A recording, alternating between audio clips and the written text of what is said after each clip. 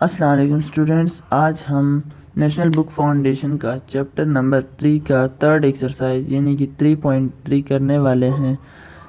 अगर आपको इन एक्सरसाइज का पीडीएफ चाहिए तो नीचे डिस्क्रिप्शन में दिए गए व्हाट्सएप नंबर पर आप रब्ता कर सकते हैं एंड आप अपने लिए इन क्वेश्चंस का पीडीएफ ले सकते हैं।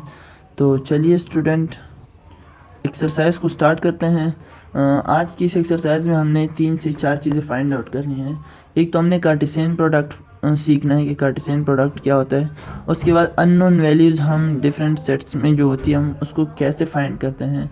उसके बाद हम सेट को वेरीफाई करेंगे, यानी right set left hand side is equal to right hand side. ठीक है, तो सबसे पहले हम क्वेश्चन नंबर 1 को देखते हैं। क्वेश्चन नंबर 1 में कहता है, आपको स्क्रीन के ऊपर नज़र आ रहा है, find the value of unknown values. ठीक है, आपके पास उन्होंने सेट्स दिए हुए हैं। ठीक है, तो उस सेट्स में आपने बताना है जो अननोन वैल्यूज दिए होंगे, वेरिएबल्स दिए होंगे, उनके अपने वैल्यूज़ फाइंड करनी। अब वो वैल्यू कैसे फाइंड करेंगे, चलिए स्टार्ट करते हैं। हमारे पास क्वेश्चन नंबर 1 है।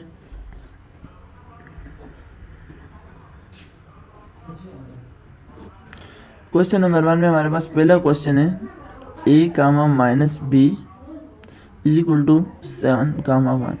Student, it's very easy. आपने जस्ट क्या करना है, हर टर्म को उसके रिस्पेक्टिव टर्म के साथ क्या करना है, कंपेयर करना है। अब लेट सपोज मेरे पास यहाँ पे a, यहाँ पे फर्स्ट टर्म कौन सा है, 7 है, तो मैं a इज इक्वल टू 7 कर दूंगा। ठीक है, एंड मेरे पास माइनस b है तो minus b is equal to 1 कर दूंगा। ये -1 क्या होगा, दोनों साइड पे डिवाइड हो जाएगा, तो ये यहाँ पे इस तरफ आ जाएगी। ठीक है, तो आपके पास a की वैल्यू क्या आ गई, 7 आ गई, और b की वैल्यू आपके पास क्या आ जाएगी, -1। इसी तरीके से आपने क्या करना है, बाकी वैल्यूज भी फाइंड करनी है। स्टूडेंट, ये हमारे पास पार्ट 1 था। स्टूडेंट, आपके पास नेक्स्ट पार्ट है, 2a comma 2b plus 3 is equal to -10 comma -b। ठीक है, अब आपने क्या करना है, उसी तरीके से जिस तरह हमने ऊपर किया, आपने दोनों टर्म्स को आपस में कंपेयर कर देना है। कैसे कंपेयर करेंगे, 2a इज इक्वल टू -10, और हमारे पास कॉमन लगा के बीच में से आप दोनों टर्म्स के बीच में लगा सकते हैं 2b plus 3 is equal to -b। आपने इन दोनों को सिंप्लीफाई करना है या रीअरेंज करना है। यहाँ पे मैं 2 को दोनों साइड पे डिवाइड कर देता हूँ। ठीक है, ये मेरे पास हो जाएगा 5, तो ये a की वैल्यू मेरे पास आ जाएगी -5। b की वैल्यू कैसे फाइंड आउट करूँगा, सबसे पहले b को इधर शिफ्ट कर दूंगा, ये मेरे पास 2b प्लस b हो जाएगा, और 3 को हम दूसरी साइड पे शिफ्ट कर दें तो उसका साइन चेंज हो जाएगा, हमारे पास पॉजिटिव से नेगेटिव साइन आ जाएगा, तो ये 3b इज इक्वल टू -3 आ जाएगा। ठीक है, अब आप जो कोफिशिएंट है ऑफ द वेरिएबल b, ठीक है, आपने दोनों साइड पे डिवाइड कर देना, ये आप डिवाइड कर देंगे, आपके पास b की वैल्यू क्या आ जाएगी, -1। ये आपके पास स्टूडेंट सेकेंड पार्ट की वैल्यू है। स्टूडेंट, नेक्स्ट पार्ट है 2a minus 4 comma 6 is equal to 8 comma -b plus 1। अब आपने क्या करना है, दोनों टर्म्स को आपस में आप कंपेयर करो। हमारे पास बन जाएगा 2a minus 4 is equal to 8, और सेकेंड टर्म आ जाएगा 6 is equal to -b plus 1। ठीक है, अब आप फिर से दोनों को सिंप्लीफाई करो, रीअरेंज करो इन दोनों को। ये मेरे पास 4 क्या होगा, सेकंड साइड पे चले जाएगा, तो उसका साइन क्या हो जाएगा, चेंज हो जाएगा, 2 इज इक्वल टू 8 प्लस 4 हो जाएगा। और ये मेरे पास b को अगर हम यहाँ पे लेके आएँ और 6 को वहाँ पे लेके जाएँ तो इन दोनों के साइन ऑटोमेटिकली चेंज हो जाएगी।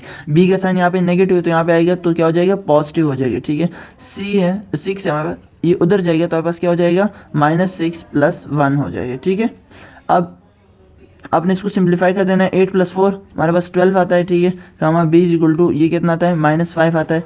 इस 2 को आप दोनों साइड पे डिवाइड कर देंगे। ठीक है, आप पास यहाँ पे वैल्यू आ जाएगी 12, a इज इक्वल टू 6, आपने 12 को 2 से डिवाइड किया, और b की वैल्यू आपके पास क्या आई, -5। स्टूडेंट, यहाँ पास पार्ट 3 की वैल्यू थी। स्टूडेंट, हमारे पास जो नेक्स्ट पार्ट है x plus 2y comma y minus 3 is equal to 2 comma 5। अब आगे जो हमारे पास क्वेश्चन है वो थोड़े से कॉम्प्लिकेटेड हो रहे हैं। इसमें हमारे पास एक साइड पे यानी एक टर्म में 2 वेरिएबल्स आना शुरू हो गए, तो इट मीन्स दैट यहाँ पे क्या बनेगी, इक्वेशन बनेगी। अब जो इक्वेशन सिंप्लीफाइड होगी, ठीक है, जिसमें सिंगल वेरिएबल होगा, मैं उसकी वैल्यू फाइंड आउट करूँगा। जिस तरह यहाँ पे मेरे पास y माइनस 3 है, तो इसकी वैल्यू फाइंड आउट करके मैं उसके थ्रू फर्स्ट टर्म की भी वैल्यू फाइंड कर लूँगा। अब देखते हैं कैसे करना है। x plus 2y is equal to 2 comma y minus 3 is equal to 5। अब यहाँ से मैं डायरेक्ट इसकी वैल्यू फाइंड नहीं कर सकता, तो सबसे पहले मैं क्या करूँगा, मैं इसकी वैल्यू फाइंड करूँगा। इसकी वैल्यू कैसे फाइंड करनी है, y ठीक है, -3 इज इक्वल टू 5, ठीक है। अब 3 को दूसरी साइड पे ले जाऊंगा तो क्या बन जाएगा, y इज इक्वल टू 5 + 3, तो ये y इज इक्वल टू 8 हो जाएगा। अब स्टूडेंट सेकंड वैल्यू जब मुझे यहाँ पे फाइंड करनी होगी, x की y की वैल्यू तो मेरे पास आ चुकी है। सेकंड वैल्यू फाइंड करने के लिए मैं क्या करूँगा, जहाँ जहाँ पे इस इक्वेशन में y आ रहा है उसी जगह मैं 8 को पुट कर दूंगा। तो उसके बाद हम उसको सिंप्लीफाई करेंगे तो हमें बस वैल्यू आ जाएगी x + 2 × 8 इज इक्वल टू 2। यहाँ पास क्या जाएगा, x + 16 इज इक्वल टू 2 आ जाएगा, ठीक है। इसको मैं आगे कर लेता हूँ यहाँ पे क्वेश्चन को, ताकि आपको कोई इशू ना हो क्वेश्चन को देखने में या समझने में। तो आपने क्या करना है, 16 को शिफ्ट कर देना है सेकंड साइड पे, यहाँ पास आ जाएगी x इक्वल टू 2 - 16, तो आप पास x की वैल्यू भी आ जाएगी -14। तो यहाँ पे बस क्वेश्चन नंबर 1 का लास्ट फोर्थ पार्ट था। अब स्टूडेंट आपके पास क्वेश्चन नंबर 1 का पार्ट 5 है, जिसमें आप यहाँ पे ना चीज़ थोड़ी सी कॉम्प्लिकेटेड होगी।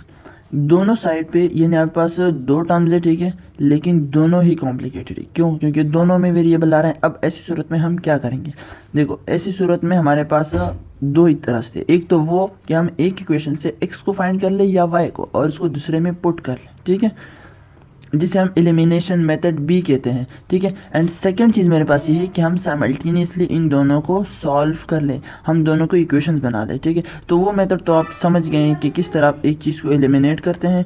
आप एक इक्वेशन में से x की वैल्यू निकाल के या y की, तो उसको दूसरे में पुट कर सकते हैं, ठीक है।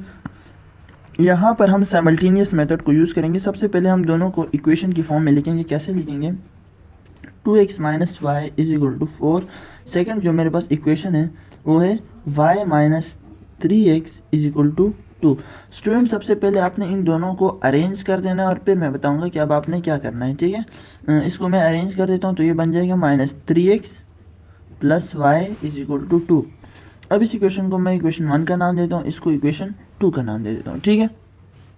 अब आप क्या करेंगे, इन दोनों को इक्वेशंस को आप सब्ट्रैक्शन, अगर हम इन दोनों को सब्ट्रैक्ट करेंगे तो हमारे पास जो सेकंड इक्वेशन होगा उनके साइन ऑटोमेटिकली चेंज हो जाएंगे, और अगर हम 8 करेंगे तो हमारे पास एज इट इज़ इनकी वैल्यूज आ जाएंगी, ठीक है। अब स्टूडेंट जब भी हम दो इक्वेशंस को साइमल्टेनियसली सॉल्व करते हैं, तो हम x या y वेरिएबल में से किसी एक कोफिशिएंट को, तो दोनों में जब हम दो वेरिएबल को यानी जब हम दो इक्वेशन को साइमल्टेनियसली सॉल्व करते हैं, तो हम x और y यानी वेरिएबल्स में से किसी एक के कोफिशिएंट्स को आपस में इक्वल करते हैं विद अपोजिट साइन। देखिए यहाँ पे आपके पास 2 है, यहाँ पे आपके पास 3 है। अगर यहाँ पे आपके पास 2 है, तो आपको अगर सॉल्व करना है x को, तो आपको यहाँ पे क्या कुछ ऐसा बनाना पड़ेगा कि जो यहाँ पे है तो वो यहाँ पर भी आना चाहिए। तो हम उसके लिए कोई टर्म यहाँ पे मल्टीप्लाई कर देते हैं, ठीक है, पूरे टर्म के साथ, पूरी इक्वेशन के साथ। यहाँ पे भी कुछ मल्टीप्लाई कर देते हैं पूरी इक्वेशन के साथ, ठीक है, तो हमारे पास इक्वेशन भी बैलेंस रहे और हमारा क्वेश्चन भी सॉल्व हो जाए। लेकिन यहाँ पे आपके पास इसकी ज़रूरत नहीं है। क्यों? क्योंकि आपके पास already -y and positive y आपके पास दोनों मौजूद है। तो ऐसी सूरत में हम क्या करेंगे, हम डायरेक्टली इन दोनों को आपस में कैंसिल आउट कर देंगे, ठीक है। ये हम अब इन दोनों को क्या कर रहे हैं, 8 कर रहे हैं। देखो अगर हम इनको सब्ट्रैक्ट कर रहे होते तो मैं यहाँ पे इनकी सबके साइन चेंज कर लेता, लेकिन मैं दोनों को 8 कर रहा हूँ, ठीक है। 8 इक्वेशन 1 एंड 2, ठीक है, मैं दोनों को 8 कर रहा हूँ।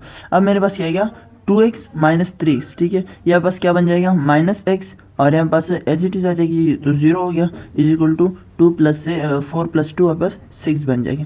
यानी x की वैल्यू आपके पास क्या बन जाएगी, -6। अब स्टूडेंट आपके पास x की वैल्यू आ चुकी है। अब x की वैल्यू को यूज़ करते हुए हम y की वैल्यू फाइंड करेंगे। x की वैल्यू को हम किसी एक भी इक्वेशन में पुट कर सकते हैं, ठीक है। अब कैसे पुट करेंगे, y है मेरे पास, y - 3x is equal to 2। मैं सेकंड इक्वेशन को ले लेता हूँ, ठीक है। अब इसमें से x की वैल्यू पुट करूँगा, y is equal to -3 × -6 is equal to 2। ये मेरे पास है। अब मैं इसको सिंप्लीफाई करता हूँ, ठीक है। 3 × 6 = 18, ये +18 हो जाएगा, माइनस इंटू माइनस, साइन हमारे पास पॉजिटिव बन जाता है, ठीक है, इज इक्वल टू 2। तो यहाँ से आपके पास वैल्यू आ जाएगा y इज इक्वल टू 2 - 18, ठीक है। तो यहाँ पास y की वैल्यू आ जाएगी -16। स्टूडेंट यहाँ पर क्वेश्चन कंप्लीट हो जाता है। यहाँ पर स्टूडेंट इसी तरीके से हमारे पास नेक्स्ट क्वेश्चन है 4x + 6y, x - 12y is equal to 6, -3। इसको हम भी उसी तरीके से इक्वेशन बनाएंगे। सबसे पहले हम इसको इक्वेशन की फॉर्म में लिख लेते हैं, 4x + 6y is equal to 6। Second term हमारे पास बनेगी x - 12y is equal to -3। ठीक है, आपने इन दोनों को इक्वेशन के नाम दे देना, इक्वेशन 1 एंड इसको इक्वेशन 2 का नाम दे देते हैं। ठीक है, अब मैं अभी आपको बताऊंगा कि किस तरीके से इन दोनों के कोफिशिएंट को हम सेम कर सकते हैं। ठीक है, 4x plus 6y is equal to 6, x minus 12y is equal to -3। Student, या तो मैं x के कोफिशिएंट्स को दोनों को सेम करूंगा या y के कोफिशिएंट्स में से दोनों में से किसी एक के कोफिशिएंट्स को सेम करूंगा, तो ही मेरे पास ये क्वेश्चन सॉल्व हो पाएगा। अब स्टूडेंट, जिसमें आप जिसके कोफिशिएंट को इक्वल करने में आपके लिए आसानी हो, आप वो वाला करें। ठीक है, अब यहाँ पर अगर मैं यहाँ पे 12 है, इसको अगर मैंने सेम करना हो दोनों को, तो इसको मैं 2 से मल्टीप्लाई करूँगा तो ये 12 बनेगा, और अगर इसको मैंने करना हो तो इसको मैं 4 से मल्टीप्लाई करूँगा तो मेरे पास क्या बनेगा 4x। तो हम क्या करते हैं, हम इसको 2 के साथ मल्टीप्लाई कर देते हैं ऊपर वाले टर्म को, क्योंकि मेरे पास टर्म भी ज़्यादा बड़ी नहीं होगी और आसानी से सॉल्व भी हो जाएगी। ठीक है, तो इसको मैं 2 से मल्टीप्लाई कर देता हूँ कंप्लीट टर्म को, तो ये क्या बन जाएगी, ये बन जाएगी 8x, ये बन जाएगी प्लस 12x, और ये बन जाएगी प्लस 12। नीचे बच जाएगा x minus 12y is equal to -3, ये एज इट इज़ रहेगा। अब स्टूडेंट फिर से आप क्या कर देंगे, जो आपके पास सेम टर्म्स आ रही है, ठीक है, विद अपोजिट साइन आपने इनको आपस में कैंसिल करना है और बाकी टर्म्स को आपस में ऐड करना है। ठीक है, या आपके पास क्या बनेगा 8x प्लस x, या बस 9x बन जाएगा, और यहाँ पे 12 माइनस 3 क्या बनेगा 9 बनेगा। ठीक है, तो 9x minus is equal to 9, दोनों साइड पे आप 9 को डिवाइड कर दीजिएगा, यहाँ पास क्या बच जाएगा, ये 9 कैंसिल आउट हो जाएगा, तो x की वैल्यू आपके पास क्या आ जाएगी 1 आ जाएगी। अब आपने क्या करना है, x की इस वैल्यू को आपने पुट करना है इन दोनों इक्वेशन में से किसी एक में से। हम इसको फर्स्ट वन में, सेकेंड वन में हम इसको पुट कर लेते हैं, x minus 12y is equal to -3। अब स्टूडेंट x की वैल्यू पुट करो 1 है, 1 minus 12y is equal to -3।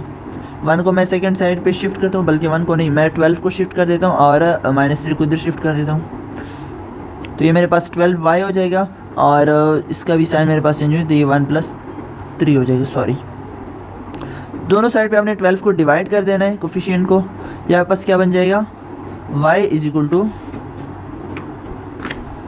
4 divided by 12। ठीक है, कैंसिल आउट करो, 4 3 12, तो बस यहाँ पे y की वैल्यू भी आ जाएगी, y is equal to 3, sorry 1/3। अब यहाँ पे आपके पास x की वैल्यू क्या है 1, और y की वैल्यू क्या है 1/3। स्टूडेंट, ये आपको हो गया क्वेश्चन नंबर 1 का पार्ट 6 सॉल्व। स्टूडेंट, आपके पास नेक्स्ट पार्ट है, वो बिल्कुल इसी तरीके से है, वो आपने खुद और फाइंड आउट करना है, वो आपका होमवर्क है। अगर आपको फिर भी समझना है तो आप कमेंट बॉक्स में पूछ सकते हैं। अब हम चलते हैं क्वेश्चन नंबर 2 की तरफ। स्टूडेंट, हमारे पास क्वेश्चन नंबर 2 है, जिसमें उन्होंने आपको 2 सेट्स दिए हुए ए एंड बी। हमने मल्टीप्लिकेशन फाइंड करना है इन सेट्स का, A B, B A and B B. लेकिन स्टूडेंट, इन क्वेश्चन को सॉल्व करने से पहले हम एक और कंसेप्ट को समझ लेते हैं, जिसे हम कहते हैं कार्टेशियन प्रोडक्ट। ठीक है, कार्टेशियन प्रोडक्ट क्या होता है, इनकेस आपके पास क्या आ जाए, 2 टर्म्स आ जाए, let suppose 1 0 and second term आपके पास 3 0। ठीक है, अब यहाँ पास 2 सेट्स है, अगर मुझे कोई कहे कि आप क्या कर दे, इन दोनों सेट्स को मल्टीप्लाई करें, तो मैं इन सेट्स का आपस में क्या करूँगा, कार्टेशियन प्रोडक्ट लूँगा। कार्टेशियन प्रोडक्ट कैसे लेते हैं, आप इसी तरीके से आप ब्रैकेट डाल देते हैं। ठीक है, उसके अंदर आपने पेयर्स बनाने होते हैं। ठीक है, आपने फर्स्ट सेट का ना first variable and second set के हर एक वेरिएबल से अलग अलग पेयर बनाना है। ठीक है, 1 यहाँ से मैं उठाऊंगा, इसका क्या है पहला 3। ठीक है, उसके बाद अगेन यहाँ पे 1, यहाँ पे अगला क्या आ रहा है 0। ठीक है, फिर उसके बाद अब जब ये टर्म आपके पास कंप्लीट हो जाते हैं, तो आपने सेकंड टर्म पे जाना है, उसके सेकंड एलिमेंट पे जाना है फर्स्ट सेट के। यहाँ पर 0 है, तो मैं इसको 0 का 3 कर दूंगा। ठीक है, फिर अगेन इसी तरीके से सेकंड एलिमेंट यहाँ पे अगला यहाँ का देखूंगा मैं सेकंड एलिमेंट। ठीक है, तो 0 का 0। तो इसी तरीके से ये क्या करें, आपके पास ये सेट बनेगा। ये आपके पास कार्टेशियन प्रोडक्ट फाइंड आउट होता है। ठीक है, जब हम 2 सेट्स को आपस में मल्टीप्लाई करते हैं तो किस तरीके से इसके पेयर बनते हैं। एक और चीज़, हमें अगर फाइंड आउट करना हो कि हमारे पास ये 2 सेट्स है, तो कितने नंबर ऑफ पेयर्स बनेंगे इन सेट के मल्टीप्लिकेशन से। लेट सपोज मुझे कोई कहता है कि ए क्रॉस बी में how many number of pair will be there that we people multiply set A and B, ठीक है। वो हम कैसे फाइंड आउट करेंगे, हमें यहाँ पे पता है कि इसमें number of elements in set A multiply by the number of element in set B. हमारे पास कितने हैं, 2 क्रॉस 2 4, ठीक है। हमारे पास there will be 4 pairs that will come from the multiplication of set A and set B, ठीक है। अब चलते हैं अपने क्वेश्चन की तरफ। अच्छा स्टूडेंट, हमारे पास क्वेश्चन नंबर 2 का पार्ट 1 है, जिसमें हमने ए क्रॉस बी क्या करना है, फाइंड आउट करना है, यानी ए और बी का कार्टेशियन प्रोडक्ट हमने निकालना है, ठीक है। कैसे निकालेंगे, सबसे पहले आपके पास क्या है, सेट ए, ठीक है 1, एंड फिर आपने सेट बी के हर एक एलिमेंट के साथ उसका अलग अलग पेयर बनाना है। देखो कैसे बनाएंगे, 1, ठीक है, इसका फर्स्ट एलिमेंट और यहाँ का फर्स्ट एलिमेंट, इन दोनों को मैंने आपस में पेयर बनाया। फिर यहाँ का फर्स्ट एलिमेंट, यहाँ का सेकंड एलिमेंट, ठीक है 1, 0। स्टूडेंट, इसके फर्स्ट एलिमेंट के साथ सेट बी के एलिमेंट्स का पेयर बनाते जाना है जब तक ये सारे एलिमेंट्स कंप्लीट ना हो जाए। जब आपके पास ये एलिमेंट्स कंप्लीट हो जाए तो आपने अगेन यहाँ पे सेकंड एलिमेंट के ऊपर आ जाना है, ठीक है। सेकंड एलिमेंट क्या है, 4। अब 4 को आपने हर एक एलिमेंट के साथ इसका पेयर बनाना है, 4, 1, ठीक है 4, 0। इसी तरीके से अगेन आपने यहाँ से स्टार्ट कर देना 8, 1 और आपके पास 8, 0। अब स्टूडेंट ये आपके पास कंप्लीट हो चुका है, ठीक है। ये आपके पास क्या गया, Cartesian product of A cross B, ठीक है। अब स्टूडेंट अगर देखा जाए यहाँ पे number of elements in set A 3 है और number of elements in set B, अगर हम इन दोनों का प्रोडक्ट ले ले 3 2 6, it means that there should be the 6 pairs in our Cartesian products, 1 2 3 4 5 6, ठीक है। हमारे पास क्या है, 6 पेयर आ गए। इसी तरीके से आप number of element, number of pairs in any Cartesian product आप फाइंड आउट कर सकते हैं, ठीक है। स्टूडेंट आपने बी क्रॉस ए खुद करना है, बिल्कुल इसी तरीके से आपने क्या करना है, 1 और यानी 1 को बी का फर्स्ट एलिमेंट क्या है, इन पूरे के साथ लेना है, 1 1 1 4 1 8, ठीक है। फिर 0 1 0 4 0 8, ठीक है। अब हम क्या करेंगे, ए क्रॉस ए को फाइंड करेंगे, ठीक है। बल्कि हम बी क्रॉस बी को ही फाइंड कर लेते हैं, क्योंकि हम ए क्रॉस बी पहले फाइंड कर चुके हैं। मेरे पास फोर्थ टर्म है बी क्रॉस बी। अब स्टूडेंट जब मैं एक सेट को अपने आप से ही हमने उसका कार्टेशियन प्रोडक्ट निकलवाना हो तो हम कैसे करेंगे, ये समझ लो आपके पास क्या होता है, स्क्वायर होता है। जिस तरीके से हमारे पास 2 2 4 होता है, हम 2 का स्क्वायर लेते हैं, इसी तरीके से हम कार्टेशियन प्रोडक्ट अगर हम एक सेट को उसके मल्टीप्लाई करते हैं तो समझो उस सेट का हम स्क्वायर ले रहे हैं, ठीक है। अब ये कैसे होगा, हम क्या कर देते हैं, इसका आपके आसानी के लिए हम यहाँ पर ये सेट 2 दफ़ा लिख लेते हैं, ठीक है 1 0 और 1 0, ठीक है। अब आप एक दफ़ा इसको फर्स्ट एलिमेंट के साथ लो 1 1, ठीक है।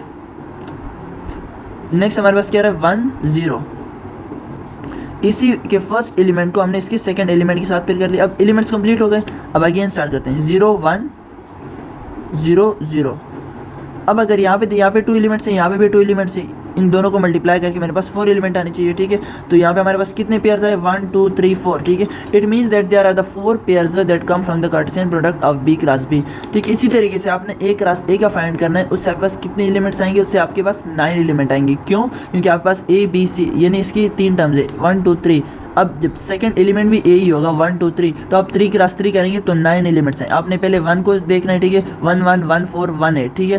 फिर आपके पास 4 1 4 4 4 8, ठीक है। फिर 8 1 8 4 8 8, ठीक है। इस तरीके से आपके पास उसकी वैल्यू भी आ जाएगी। हम चलते हैं क्वेश्चन नंबर 3 की तरफ।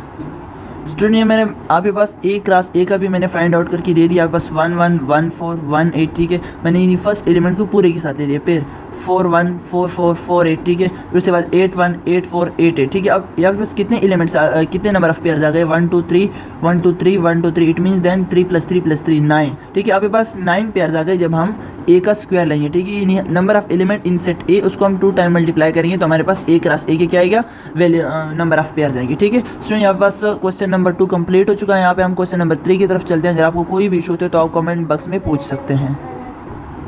स्टूडेंट आपके पास क्वेश्चन नंबर 3 ये बिल्कुल क्वेश्चन नंबर 2 की तरफ, इसमें कोई डिफरेंस नहीं है। इसमें सिर्फ एक डिफरेंस है कि आपने क्या करना है, इसको साथ में ग्राफिकली भी शो करना है। तो आपने इस क्वेश्चन को कार्टेशियन प्रोडक्ट कैसे लेना है ये तो आपको आता है। तो चलिए जैसे जैसे मैं लेता जाता हूँ तो आपने भी साथ में बोलते जाना है, ठीक है।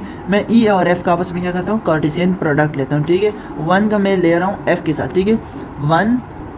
अब इसके मैं पेयर्स बनाने लगा हूँ, ठीक है 1 4 1 6 एंड 1 8, ठीक है। इस तरीके से पेयर्स बने। अब दोबारा 3 के साथ, ठीक है 3 4 3 6 और 3 8, यहाँ पास क्या बन गए, number of pairs in the Cartesian product of E cross F, ठीक है। यानी ई और एफ का मैंने दोनों का क्या किया, कार्टेशियन प्रोडक्ट लिया और इससे मेरे पास ये पेयर्स आ गए, ठीक है। अब इन पेयर्स को मैं ग्राफिकली कैसे शो करूँगा ये मैं आपको बताता हूँ। अब स्टूडेंट हमने क्या करना है, इसका ग्राफ ड्रा करना है। अब इसके ना जो हमने मल्टीप्लिकेशन की है सेट से, उससे हम क्या कहते हैं, कार्टेशियन प्रोडक्ट, ठीक है। उससे ही पता चलता है कि हम इसको कैसे शो करवाएंगे, इस ग्राफ को, इसको हम कार्टेशियन कोऑर्डिनेट सिस्टम के थ्रू शो करवाएंगे, ठीक है। अब यहाँ पे हम क्या करेंगे, इसकी नंबरिंग करेंगे, लेकिन नंबरिंग करने के लिए ज़रूरी है कि आपके जो सेट है, आप उसमें से जो ग्रेटर नंबर ऑफ़ एलिमेंट है, ठीक है, मतलब जो सबसे बड़ा एलिमेंट है 8, ठीक है, आपने वहाँ तक नंबरिंग करनी है। अगर आपके पास बहुत ज़्यादा बड़ा एलिमेंट है तो आप इसको यहाँ पे 2 के मल्टीपल्स भी लिख सकते हो, 5 के मल्टीपल्स भी लिख सकते हो, लेकिन अगर आपके पास छोटे एलिमेंट्स है तो आपको मल्टीपल्स की फॉर्म में लिखने की कोई ज़रूरत नहीं है, एंड आप इसको एज इट इज़ आसानी से लिख सकते हैं। अब इसको आप 1 से लेके 8 तक इधर भी लिखेंगे, 1 से 8 लेके 8 तक इधर भी लिखेंगे, because all the terms are the positive terms, so we will do it in first coordinate, ठीक है। ये मेरे पास आ जाएगा 1 2 3 4 5 6 7 8, ठीक है। इसी तरीके से आप यहाँ भी नंबरिंग देते हैं 1 2 3 4 5 6 7 एंड यहाँ पे आ जाएगा 8, ठीक है। यहाँ पास ये मैंने कार्टेशियन प्रोडक्ट के ऊपर नंबरिंग को शो कर दिया, ठीक है। इसको मैं नाम नंबरिंग दे देता हूँ 1 2 3 4 5 6 7 8। ये हमारे पास होते हैं एक्स कोऑर्डिनेट्स, और ये मेरे पास 1 2 3 4 5 6 7 8 ये मेरे पास होते हैं वाई कोऑर्डिनेट्स, ठीक है। अब मैं इनको शो कैसे करवाऊँगा।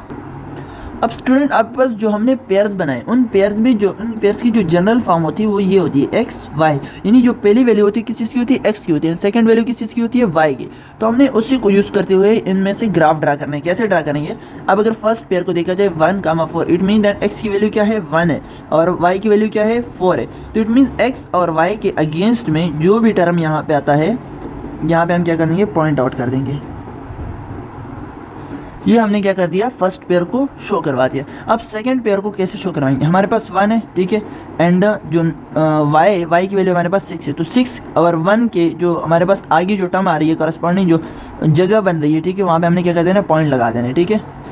इन पॉइंट्स को हम बाद में नाम भी देंगे कि कौन कौन से पॉइंट है, ठीक है। उसके बाद आपके पास नेक्स्ट आ रहा है 1 8, ठीक है। ये अगेन आपके पास एक्स की वैल्यू 1 है और वाई की वैल्यू क्या है 8, ठीक है। ये आपके पास यानी फर्स्ट 3 पेयर्स की पोजीशंस आ गई हम ये ग्राफ के थ्रू, ठीक है। अब सेकंड आपके पास फोर्थ जो पेयर है उसकी वैल्यू हम कैसे फाइंड करेंगे, एक्स की वैल्यू क्या है 3 है और वाई की 4 है, ठीक है। तो वाई की equal to 4 and X equal to 3, इनके सामने आपने क्या करना है, यहाँ पे डॉट लगा देना है, ठीक है। फिर आपने 3 6, ठीक है, यहाँ पे बस वैल्यू 3 है और यहाँ पे अगेन 6 है, ठीक है। फिर आप बस अगेन 3 है एंड आगे y की वैल्यू क्या है 8 है। अब आपने ये देखते जाना है क्या y की वैल्यू क्या आ रही है और x की वैल्यू क्या आ रही है, इसके आगे जो भी स्पेस बनेगी आपने वहाँ पे इसको डॉट करना है, ठीक है। बाद में हम इसकी नेमिंग दे देते हैं, ठीक है। उसके बाद हमारे पास आ रहा है, ये तो हमारे पास फर्स्ट 6 टर्म्स हो गए, ठीक। अच्छा इसमें आपके पास यही टर्म्स है, इसको हम कैसे फाइंड आउट। अच्छा स्टूडेंट ये अब आपने ग्राफिकली शो कर दिए, ठीक है। अब हम क्या करेंगे, इन पॉइंट्स को ना हम इसकी नंबरिंग दे देते हैं। ये मेरे पास क्या था 1, 4, ये मेरे पास था 1, 6 और ये था मेरे पास 1, 8, ठीक है। ये मेरे पास था 3, 8, ये मेरे पास था 3, 6 और ये था मेरे पास 3, 4, ठीक है। ये अब आपके पास वैल्यूज़ आ गई है। स्टूडेंट ये आपके क्वेश्चन की रिक्वायरमेंट है कि आपने क्या करना है, इन टर्म्स को ग्राफिकली शो करना है। अब ग्राफ के थ्रू हमारे पास अगर देखा जाए ये वैल्यूज़ कहाँ कहाँ पे लाई कर रहे हैं, ठीक है। अब आपको होप सो ये ग्राफ समझ में आया होगा, ठीक है। आप किस तरीके से कार्टेशियन प्रोडक्ट फाइंड करते हैं, कार्टेशियन प्रोडक्ट हम लास्ट क्वेश्चन में भी फाइंड आउट कर चुके हैं। अगर आपको वहाँ से कोई प्रॉब्लम है तो आप यहाँ से भी सीख सकते हैं, ठीक है। अगर आपको यहाँ से भी कुछ भी या ग्राफ में कुछ भी समझना है तो आप कॉमेंट बॉक्स में पूछ सकते हैं। अगर आपको इन क्वेश्चन की PDF चाहिए, PDF नोट्स चाहिए, तो आप इसके लिए डिस्क्रिप्शन में दिए गए व्हाट्सएप नंबर पर रब्ता कर सकते हैं। स्टूडेंट आपके पास नेक्स्ट क्वेश्चन है, क्वेश्चन नंबर 4, जिसमें आपके पास पूछा हुआ है कि आपके पास क्या है, एक कार्टेशियन प्रोडक्ट है L क्रॉस M, ठीक है, 0 2 0 3 0 4 1 2 1 3 एंड 1 4, ठीक है। आपने फाइंड आउट करना है इन सेट से कि इसमें से सेट L कौन सा है, सेट M कौन सा है, और M क्रॉस L, ये L क्रॉस M का उन्होंने दिया हुआ है Cartesian product, M cross L का कार्टेशियन प्रोडक्ट कैसे फाइंड आउट करेंगे, ठीक है। स्टूडेंट आपको एक बात याद रखनी चाहिए कि जिस तरीके से हमारे पास मैथ्स में हमारे पास नॉर्मली प्रोडक्ट जो होता है हमारे पास कम्यूटेटिव प्रॉपर्टी होता है, ठीक है। A cross B equal to B cross A, ठीक है, कोई हमारे पास इक्वल होता है। सेट्स में हमारे पास ये कम्यूटेटिव नहीं होते, एल क्रॉस एम। अगर हमारे पास दो सेट्स है एल एम, ठीक है, उसको हम एल क्रॉस एम करते हैं तो एम क्रॉस एल उसकी इक्वल नहीं होगा, बल्कि क्या होगा, उसके अपोजिट होगा। कैसे होगा अभी समझ में आ जाएगा। सबसे पहले हम जब भी हमें कोई कार्टेशियन प्रोडक्ट के पेयर्स गिवन होते हैं, उससे हमने कोई वैल्यू फाइंड करनी होती है, तो हम क्या करते हैं, हमारे पास 0 2 0 3 इसकी जो फर्स्ट एलिमेंट है ना, ठीक है, आपने क्या करना है, ये एल में के एलिमेंट्स आ जाएंगे, ठीक है, लेकिन आप बस एलिमेंट्स रिपीट नहीं होने चाहिए, ठीक है। जो पेयर का फर्स्ट नंबर है means that value of x, ठीक है, ये एक्स होता है, ये वाई होता है। अब जहाँ जहाँ पे एक्स आ रहा है, ठीक है, वहाँ पास क्या होगी, सेट एल के एलिमेंट्स होंगे, ठीक है, लेकिन वो आपस में रिपीट नहीं होंगे। अब जिस तरह यहाँ पे क्या आ रहा है 0, ठीक है, यहाँ पे अगेन 0 आ रहा है, अगेन 0 आ रहा है, ठीक है, फिर यहाँ पे आ रहा है 1, ठीक है, हम 1 लिख लेते हैं, फिर अगेन 1, फिर अगेन 1। इट मीन्स दैट हमारा एल सेट यही तक कंप्लीट होता है, ठीक है। उसके बाद हमारे पास एम सेट है, ठीक है।